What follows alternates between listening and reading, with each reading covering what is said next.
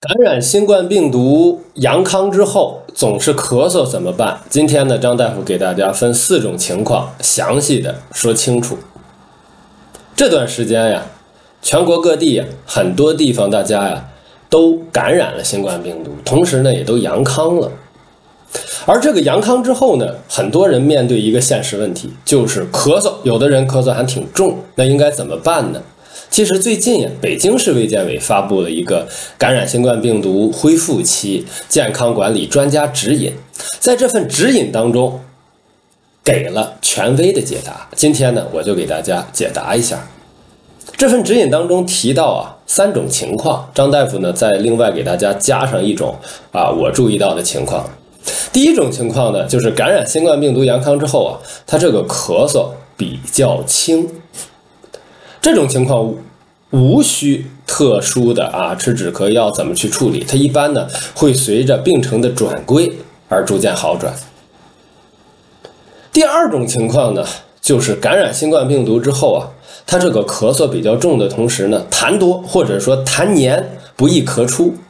对于这种人呢，咱们要特意提个醒，尤其是老年人，他容易遇到这种情况，这个时候不要使用强镇咳药。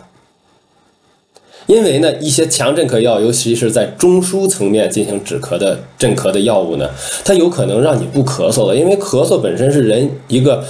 保护性的反射有助于咳出痰呀，包括一些异物但是你不咳了，这个痰就全部闷在肺里了。老百姓有的时候说呢，闷到罐里了，这个时候对于感染控制不利。所以说遇到这种情况，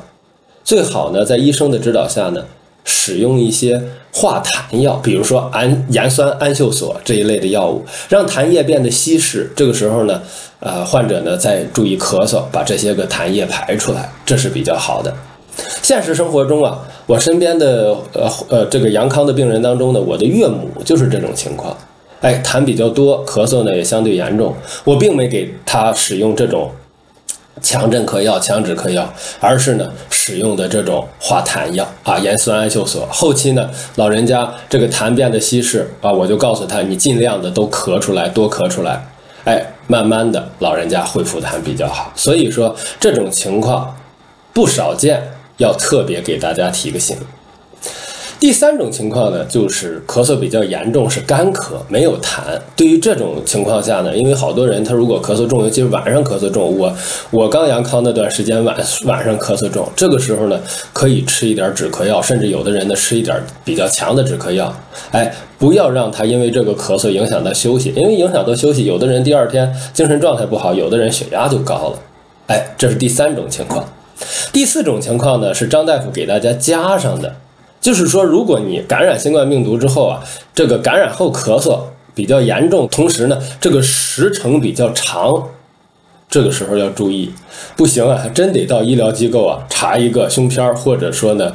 这个平扫的胸部 CT， 看看有没有肺部的炎症。这个也别忽视，因为在这个感染后咳嗽，在迎新冠疫情之前，实质上感冒包括流感一些感染后咳嗽也面对这个问题。时间太长的、比较严重的，还真得注意注意做一个这种放射性的这种胸片或者说胸部平扫 CT 检查。希望张大夫呢今天的介绍能够帮到手机前面的朋友们，尤其是那些阳康之后老觉得这个咳嗽比较重的朋友们，遇到不同的情况，尤其是一些比较棘手的情况必要的时候找到专业医生进行专业的处理。希望我今天的介绍呢能够帮到手机前面的朋友们，尤其是在这个特殊时期，好多人确实是阳康之后咳嗽比较重的朋友们，如果你觉得这个视频不错，转发给身边有类似问题的亲朋好友，让更多人受益。关注健康，关注心内科医生张志英大夫。